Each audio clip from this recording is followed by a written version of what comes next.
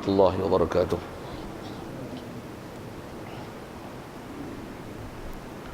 Alhamdulillahi rabbil alamin. Wassalatu wassalam ala asyrafil anbiya'i wal mursalin wa ala alihi wa sahbihi ajma'in. Subhanaka la ilma lana illa ma 'allamtana innaka antal alimul hakim. La haula wala quwwata illa billahil aliyyil azim. Rabbi shrah li sadri wa yassir li amri wahlul 'uqdatam min lisani yafqahu qawli. Allahumma iftah 'alaina bi futuhil 'arifin bik. Allahumma ij'alna minal ladzina yastami'una al-qawla fayattabi'una ahsana. Allahumma 'allimna mimma jahilna wanfa'na bima 'allamtana wa zidna 'ilman nafi'an ya rabbal alamin. Qala Syekh Musannif rahimahullah ta'ala wa nafa'na bihi wa bi 'ulumi fid dharain amin. Kita di muka surat 29. Kata Musannif, maka terbahagi tolak itu atas dua bahagi, soreh dan kinayah. Maka yang soreh itu lafaz tolak dan firaq dan sirah. Ha tu bukan jim. Ya.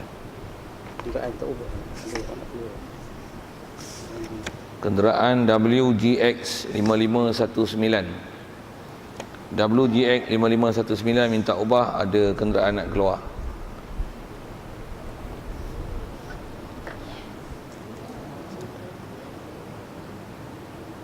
Yang keluar daripadanya seperti, dan yang keluar daripadanya seperti talaqtuki wa anti taliqun, atau wa anti mutalaqatun, atau faraqtuki, atau wa anti mufaraqatun, atau sarrahtuki wa anti musarrahatun, dan tiada. Hadirin sekalian, pertama sekali syukur terima kasih kita kepada Allah Ta'ala. Syukur kita di atas nikmat hidup yang masih diberi. Syukur kita dapat Islam, ayah kita Islam, Islamlah kita. Lebih-lebih lagi Islam dijadikan ke kita dalam keadaan kita membenar dan mengiyakan semua ajaran yang dibawa datang oleh Nabi kita Muhammad sallallahu alaihi wasallam. Dengan mengiya dan membenarkan di hati semua ajaran yang dibawanya, yang kita tak tolak satu pun, itulah dikatakan iman. Syukur juga di atas Allah Ta'ala jadikan kita dalam keadaan boleh taat, patuh perintahnya, meninggalkan larangannya. Begitu juga sihat, lapang masa diberi, hidayat taufik dikekalkan pada kita, dengan itu dapat hadir untuk solat maghrib berjemaah. Dan insya-Allah kita manfaatkan masa ni meneruskan bacaan kitab daripada kitab Sulam tadi. Insya-Allah kita dalam masjid boleh dapat pahala iktikaf. Cuma nak sah mesti ada niat. Kalau tak niat lagi, mari niat sama-sama. Lepas niatnya saja aku iktikaf dalam masjid ni kerana Allah Ta'ala. Kata musannif, maka terbahagi tolak atas dua bahagi, soreh dan kinayah. Ada sekalian, kita masih membicarakan bab talak. Dulu kalau ikut kita banyak menyentuh dalam bab talak itu sendiri dari segi takrif dan kepelbagaian hukum talak. Yang asal hukum talak itu adalah harus, ada ketika boleh jadi haram, boleh jadi makruh, boleh jadi sunat, boleh jadi wajib. Jadi insya-Allah kita nak sambung bab itu. Baik, apa yang kita nak terus masuk ni, kata dia adalah pembahagian lafaz talak. Kata dia terbahagi talak itu atas dua bahagi, soreh dan kinayah. Jadi pembahagian yang disebut soreh dan kinayah ni adalah pembahagian tolak pandang pada sudut lafaz yang digunakan. Lafaz yang digunakan. Jadi bab tolak ni mula-mula nak bicara tak mana? Lafaz lah. Sekidah kita dalam muamalat, dalam bab munakahat. Begitu juga dalam apa-apa kehidupan kita, antara benda yang dipertanggungjawabkan bukan saja kat dunia dan bahkan di akhirat, benda besar yang akan dipertanggungjawab kat kita adalah perkataan. Selain daripada itu adalah hati. Atas kita bicara bab tolak ni, benda besar dibicara adalah perkataan. Apatah lagi perkataan tu jelas, terang, hak tu memang, kalau kata dia baik, dicas baik. Kalau dia kata dia salah, dicas salah. Atas kita bicara bab tolak ni, kalau dia terang, soreh menunjukkan tolak, dia adalah tolak. Ya, jadi benda besar yang kita kena perhati dalam kehidupan kita, tuan-tuan, adalah lafaz yang kita gunakan. Satu, bercakap kena hati-hati. Kata orang tua-tua dulu, cakap siang pandang-pandang, cakap malam dengar-dengar. Tak lulus bahasa Malaysia itu. Cakap siang pandang-pandang, cakap malam dengar-dengar. Apa tu? Satu kiasan bahasa Melayu untuk menunjukkan kena berhati-hati. Kau cakap siang pandang-pandang, maksudnya kena tengok kau nak cakap tu siapa yang dengar perkataan kau. Apatah lagi kita orang beriman, tuan-tuan. Kita sangat memelihara apa yang kita nak sebut sepatutnya. Apatah lagi atas kita bicara ni dalam bab tolak. Jadi atas kata kita kena bicara pasal apa? Pasal apa yang kita sebut keluar daripada mulut kita akan dicatat, ditulis, dan itu akan dikirakan jadi perkiraan di akhirat esok, mana yang nama pahala, mana dosa. Selain daripada apa yang dalam hati, itu pun ada juga perkiraan dan perhitungannya di akhirat esok. Baik. Jadi atas kita bicara ni, pandang pada sudut lafaz, talak ada dua, ada soreh, kinayah. Kalau ambil bahasa dulu, soreh terjemah mudah bahasa, maksudnya terang, jelas. Apa yang terang jelas tu? Terang jelas lafaz tu menunjukkan perceraian.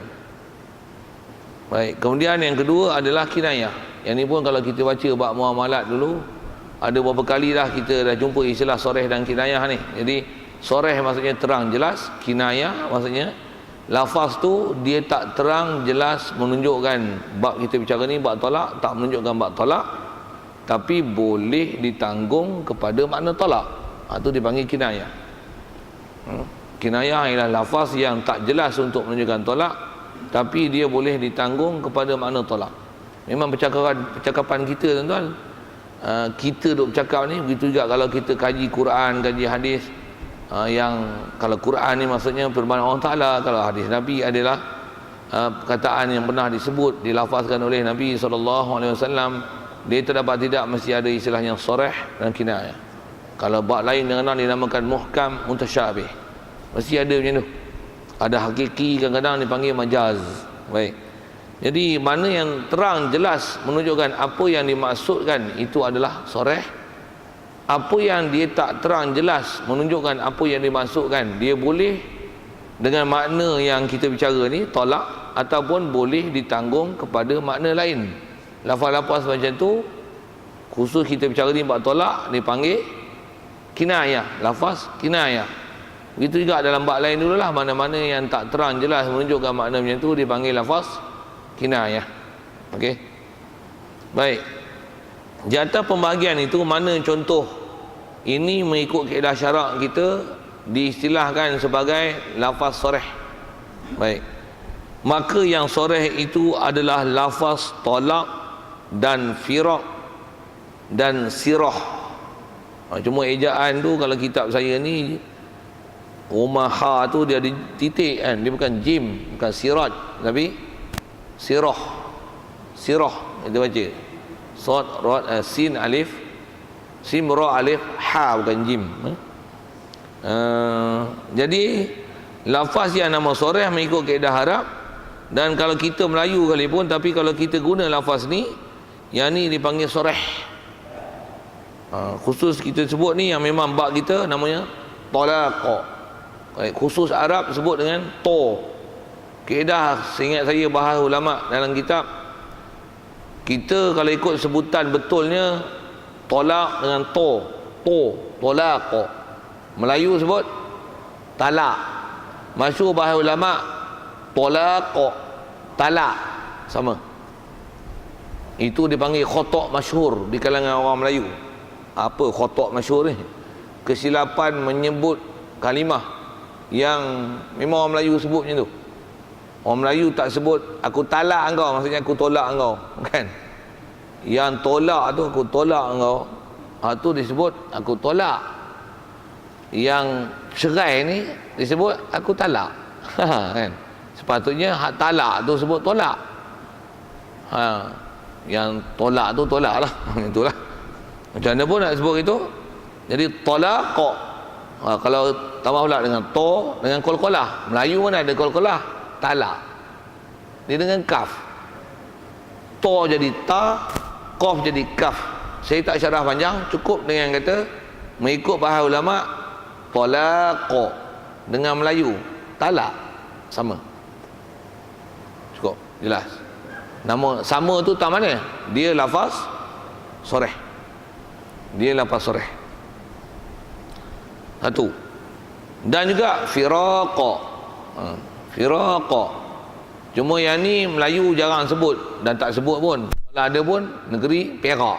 Dia tu firaqa. Arab sebut negeri Perak, dia kata Firaqa, itu ada. Melayu Perak ada sebut, Perak tak ada. Lawak bodoh sikit tu sikit kan. Pasal tolak Melayu sebut, talak Melayu sebut, tapi Firak tak ada. Maksudnya yang tak ada tu tak ada lah, tapi atas kaedah Arab ini dipanggil lafaz soreh. Begitu juga lafaz sirah, ni pun Melayu tak sebut. Baik. Jadi kalau ikut tiga ni yang memang Melayu pakai, tolak je lah.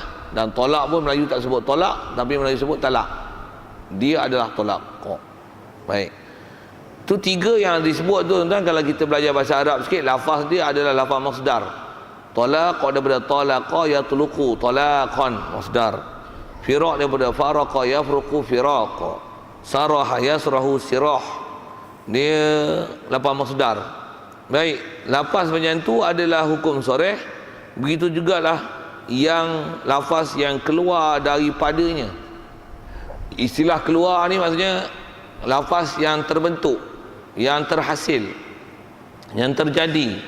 Istilah Arab sikit, lafaz yang mustaq, daripada mustaq minhunya talak, sirah, firaq. Tuan-tuan tak faham sikit saya bahasa tu, pasal tu dipinasi kaedah Arab dan ilmu saraf lah. Macam mana pun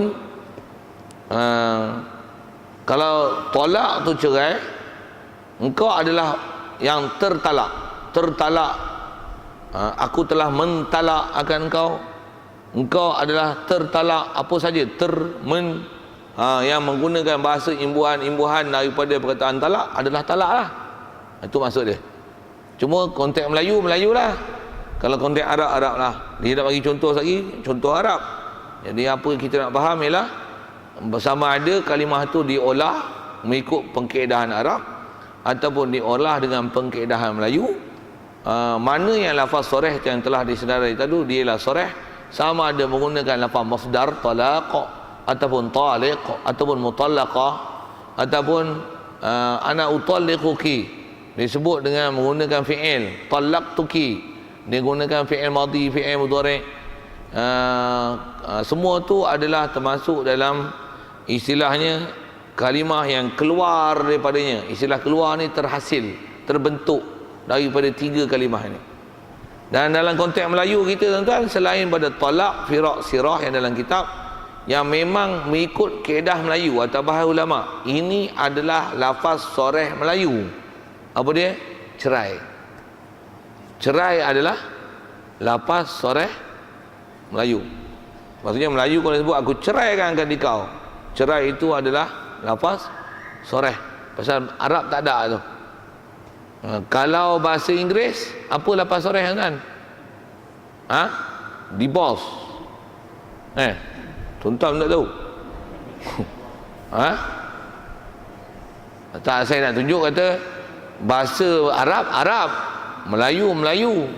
Kalau orang putih, mana lafaz orang putih itu diistilahkan sebagai lafaz terang menunjukkan perceraian antara suami isteri, itu istilahnya lafaz soreh. Yang ni yang kata nak cekodik mengaji ni. Ni lah. Maksudnya belajar Arab tapi boleh faham ke Melayu, boleh faham ke bahasa Inggeris, boleh faham ke Tamil. Tamil cakap apa? Sini tak ada pakar Tamil lah. Saya mengajar di Ipoh, ada guru Melayu mengajar bahasa Tamil di sekolah India. Sini ilar ke saya boleh kat Tamil sikit. Ilar ke macam mana nak cakap kalau India? Tak apalah, diam sudahlah. Macam mana pun nak sebut format, kaedah. Okey, siap. Pasal nanti kalau ada orang tanya apa masalah, yang itulah tempat kita nak selesaikan. Dan sikit kalau sebut ni tentang kita nak faham ni pasal apa? Nak faham ni kerana kalau katalah berlaku di kalangan kita, sekalipun mahkamah tidak menjatuhkan talak, tapi memang berlaku lafaz talak daripada pihak suami, maka tertalak adalah talak. Walaupun mahkamah tak hukum talak, mungkin disebabkan prosedur mahkamah.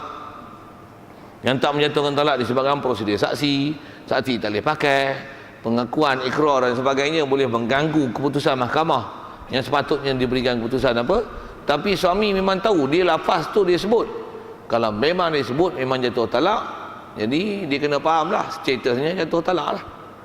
walaupun mahkamah putuskan dia tak jatuh talak. Sikit ayat tu. Pasal kita yang tu yang guna mengaji. Bila kita mengaji, kita faham kita punya situasi apa dan kita boleh menghukum, khususnya kat diri kita. Dan dengan kita boleh hukum ni, kita akan bertindak nak betulkan apa yang silap. Kalau memang salah tu kena tobat apa dan sebagainya. Kalau kata mahkamah sekalipun keputusan yang dia bagi itu salah, kita tahu apa kondisi kita. Kalau kes talak ni misalnya memang telah jatuhkan talak, mahkamah sekalipun tak jatuhkan talak, tapi sebenarnya memang kita telah mentalak, maka maksudnya isteri itu telah tertalak. Yang tu kena mengaji. Itu yang kena mengaji tu, kena orang tahu. Setiap orang kena tahu. Pasal kadang-kadang ada orang dia dah lafaz talak tapi masuk mahkamah oreh macam ni. Mahkamah pun bila di atas prosedur yang tak cukup dalam kaedah penghakiman, dia buang kes, awak disahkan tidak berlaku talak antara suami isteri. Tak jatuh. Mahkamah kata tak jatuh, tapi sebenarnya jatuh bukan sekali kan, dah 10 kali talak bini dia. Ini yang buat bodoh. Yang ni yang kena mengaji. Begitu juga lah bab-bab lain. Semua bab-bab yang ada istilahnya berlafaz, bercakap, khusus kalau kita sebut yang lebih ketat daripada bab tolak ni. Tolak dia dalam bab munakahat. Yang lebih ketat dalam bab ni ialah bab akidah, yang lafaz tu boleh jadi murtad. Walaupun mahkamah tak putuskan murtad, tak ada siapa dakwa engkau murtad, tapi sebenarnya itu lafaz tu murtad, engkau adalah murtad walaupun tak ada siapa menghukum kau murtad. Kena mengaji dan kena tahu status tu. Dan bila dah murtad kena mengucap kalimah syahadah lain. Kita sendiri kena mengucap kalimah syahadah lain untuk mengislamkan kita balik, walaupun tak pernah ada orang kata kat kita murtad. Pasal kita tahu status apa yang kita sebut itu adalah murtad. Yang ni yang kita kena mengaji. Bab ni kena mengaji. Lebih-lebih lagi tuan-tuan, bab akidah. Bab ni kalau salah pun dia bab hanya suami isteri. Kalau kata lajak-lajak pun dia akan jadi zina. Tapi kalau bab akidah, lajak-lajak jadi murtad, habis masuk neraka kekal abadi selama-lama, tak keluar dah. Sikit ke bab itu. Baik, macam mana pun kita duk bicara lafaz. Lafaz. Jadi antara yang duk tambah sikit tadi, lafaz cerai Melayu adalah lafaz soreh. Jadi apa-apa lafaz yang terbentuk daripadanya dia panggil soreh lah. Contoh dia beri talak tuki. Yang ni kalau tuan-tuan tak kerti pun dengar lah saya baca apa, pasal ditulis tu bahasa Arab. Talak tuki, yang ni digunakan fi'il madhi. Wa anti taliqun, yang ni digunakan isim fa'il taliqun. Ataupun kata dia anti mutallaqah, dia gunakan isim maf'ul daripada wazan fa'ala. Talaqa yutalliqu tatliqan fa huwa mutalliqun, mutalliqani mutalliquna, mutalliqatun mutallaqun. Dia ambil misal isim maf'ul, mutallaqatun, mutallaqah isim maf'ul untuk mufrad muannas. Ataupun kata dia itu contoh talak. Jadi talak tuki wa anti taliqun wa anti mutallaqah. Ataupun yang ni contoh lapas kedua yang disebut talak tadi, yang ni firaq pula. Faraq tuki wa anti mufaraqatun. Okey, itu contoh faraqah. Ataupun kata dia sarrah tuki wa anti musarrahatun. Saya tak syarah panjang tu, pasal tuan-tuan bukan kerti Arab. Syarah pun buat penat ni. Siap. Jadi kalau guna lafaz Melayu tadi, aku ceraikan kau, aku telah ceraikan kau, kita bercerai, apa saja lafaz tu. Engkau telah tercerai, kita bercerailah, apa seumpama itu, istilahnya itu lafaz yang terkeluar daripada lafaz cerai, dia adalah lafaz soreh. Siap.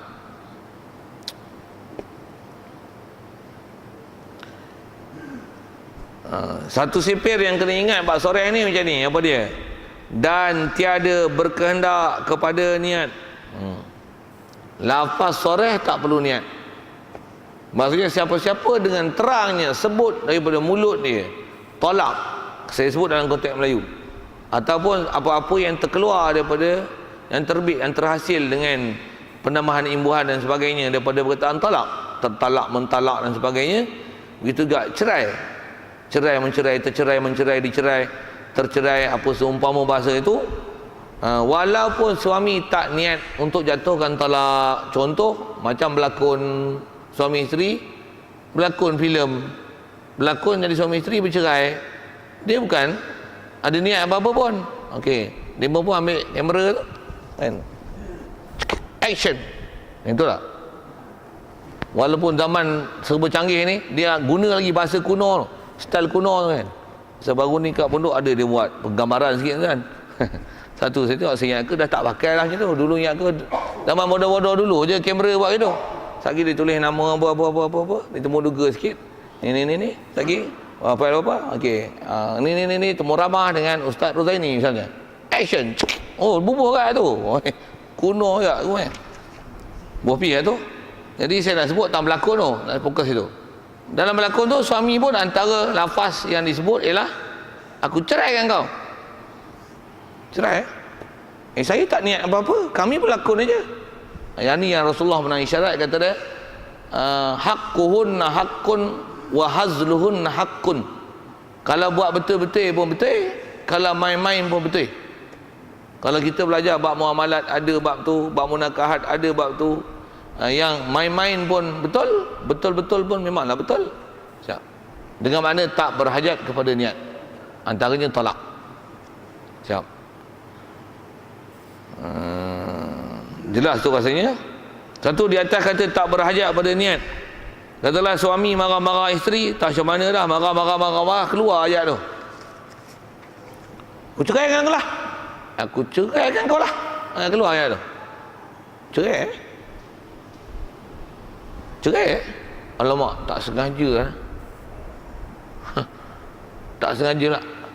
Saya tak niat pun nak ceraikan awak. Dia pula. Tak ada excuse. Istilah dia tak ada excuse sebab tu. Jatuh lah. Cuma perkara tu kalau nak dirujuk pejabat agama dan sebagainya, apa dan sebagainya, yang tu yang kata setiap orang kena faham. Walaupun tak rujuk pejabat agama, isteri pun memang istilahnya tak rela untuk diceraikan. Tapi suami memang dah sebut, waktu suami mengata kita baik baliklah, sorry lah, I tak sengaja tak sengaja kena faham, jatuh talak. I baik baliklah dengan you. Isteri mengata memanglah janganlah ceraikan I. Pergi gitu berlakon sikit. Macam mana?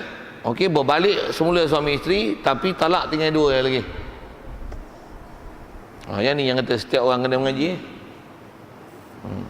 Pasal saya sendiri tu pengalaman, ada orang yang tanya, ada suami isteri ni memang sering bergaduh dan suami pun sering melafazkan lafaz talak. Kelahi-kelahi sikit, aku cerai dengan kau. Kita cerai lah. Sering disebut dengan lafaz tu. Berapa kali ya tuan cerai dengan balik cerai kawan tu lapak bini sikit, kita balik lah, kita baik balik, cerai pula. Tu esok kelahi apa, cerai lah. Cerai pula. Memang tak refer pejabat agama.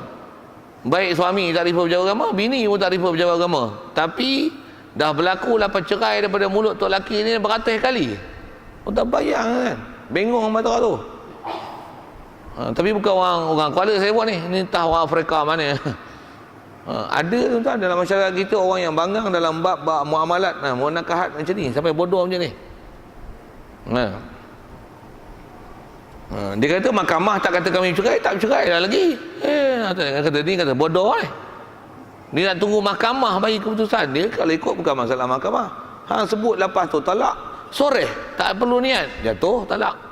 Dan memang dalam kitab pun tak ada sebut dengan syarat diluluskan oleh pihak mahkamah. Mana ada? Baik, sikit sebut hal tu pasal pengalaman saya ni. Sebab orang mai bertanya, bertanya bab tu. Dia kata saya kalau ikut ustaz, tuan badan ni sebut, saya kalau ikut bab ni saya sebut banyak kali ustaz. Saya kata astagfirullah. Berapa kali tak tahu, saya tak biasa duk bilang pun. Dia tanya pun pasal pernah saya bagi duk ngajak kitab lah. Ngajak pun bab ni kitab ni saya ngajak sampai bab tu. Lepas ngajak dia tanya, nasib baik dia tak akan tanya dalam majlis, kot malu lah dia kan. Tanya-tanya saya kata astagfirullah, macam ni keadaan. Tak ada isteri lah, mana dia bukan bini lah. Kalau daripada hang mula-mula hidup dengan dia dah sebut lapas macam ni, maksudnya dah zina hang banyak kali dengan dia tu kah? Macam mana sekarang? Memang kalau ikut hang tak suami isteri lah ni. Tu kah? Tu buat macam mana? Saya kata kalau ikut saya nak kalau nak pakai cakap saya, memang percaya kat saya cerita ni betul dengar saya cakap. Saya cakap detail satu-satu. Tu susah lah saya tak tahu susah tak susah. Tadi saya cakap lah, kalau pakai cakap saya tak percaya pergi jabat kodi. Kalau awak nak menggunakan keputusan mahkamah untuk awak ni, sedangkan dengan pelajaran yang dah diajar, dia dah faham talak tu apa, dia gedik-gedik juga nak pakai status dia masih tak cerai isteri pasal mahkamah tak apa endorse ke apa umpama bahasa itulah, untuk filekan dia sebagai kes tu, kes perceraian, dia nak pakai mahkamah, dia ikut hang lah. Tapi hang sedap, hang sendiri dah cakap banyak kali perkataan tu. Maksudnya hang nak talak bini hang bukan talak 3 tau, kat 1000 kalau sehari berapa kali hang sebut. Jadi marah aja sebut lapan talak, marah sebut lapan talak. Ui, jangan buat bodoh tu. Pasal perkataan tu ialah mungkar, benda salah tu. Yang ni benda-benda maksiat yang kadang-kadang kita tak sangka dia maksiat, tuan-tuan. Pasal apa? Pasal di atas ilmu kita, kita tak tahu dia maksiat. Ini yang salah, yang kalau disebut di akhirat kita tak mengaji ni, yang kita tak sangka-sangka ni. Tak sangka benda kita sebut tu salah. Padahal salah gila lah. Itu saya sebut dia ketalak. Begitu lah, bab-bab boleh jadi murtad, boleh keluar pada Islam. Dia kata saya tak tahu pun boleh jadi murtad. Weh, mana boleh tak tahu bab agama weh. Kena mengaji. Sikit bab tu.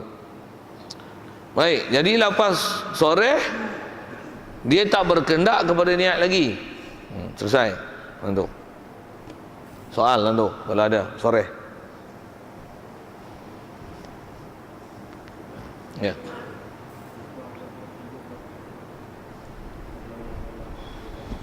Selain tu, maksudnya kalau dengan lafaz Arab 3 tu je. Dalam Melayu tu tambah hari cerai. Apa lagi? Yang bahasanya hukum tu tolak. Cerai. Makna daripada firak, ya. Sirah dan kalau ikut, kalau dengan Melayu tu terjemah kita, tolak bukan makna kita dah pakai bahasa tolak dan kita pakai talak tu. Sirah dan sirah dan firak adalah terjemahnya cerai. Satu, cerai itu adalah hukum lepas cerai. Pasal di translation daripada firak dan sirah. Lepasnya, lepas tu. Lepas tu ke depan tu kinayah. Lepas apa? Lepas apa? Lepas geram. Lepas apa? Macam-macam lepas. Lepas tak sore. Kau balik rumah bapak kau. Balik apa? Balik kampung. Balik rumah. Balik pergi ziarah. Boleh jadi. Boleh jadi balik itu balik bercerai. Boleh juga. Yang tu dipanggil kinayah. Jadi tak sore lah tu. Tentu lafaz-lafaz yang bukan jelas untuk menunjukkan nikah, untuk menunjukkan talak, dia boleh tanggung kot lain. Hak tu dipanggil itu lafaz kinayah. Itu yang nombor 2 nya. Tak semestinya terjemahan, maksudnya lepas tu.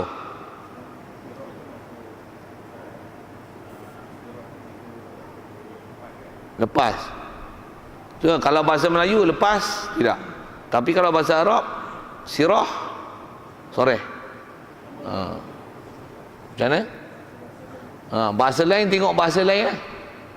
Yang tu yang saya tanya bahasa Tamil, saya tanya bahasa Inggeris, tuan-tuan tak respon, saya pun bukan kerti mana bahasa Inggeris. Bahasa Inggeris lah, masing-masing punya bahasa lah. Jadi itu yang kata, asal kitab sebut dengan bahasa kitab, dengan kaedah format Arab. Jadi Melayu, tuan-tuan kena jadilah orang Melayu untuk faham bahasa kemelayuan, tuan-tuan. Kalau tuan-tuan Jawa omong Jawa omong macam mana? Tengoklah Jawa punya lepas sore macam mana untuk menunjukkan tolak. Contohlah kan, macam tu lah kot. Kalau kata Tamil lah, kalau kata Cina lah, Inggeris lah, tak seumpamanya. Okey, ada lagi soal? Ya.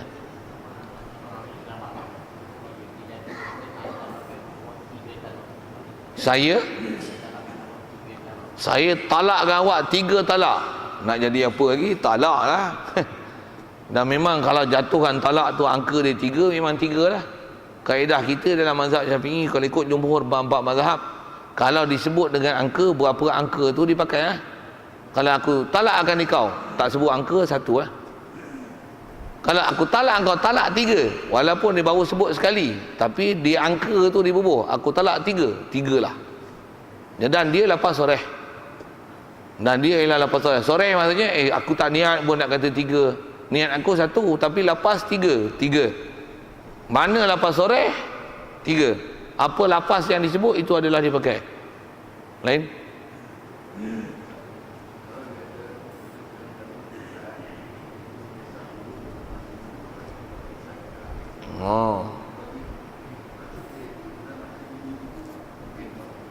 Okey.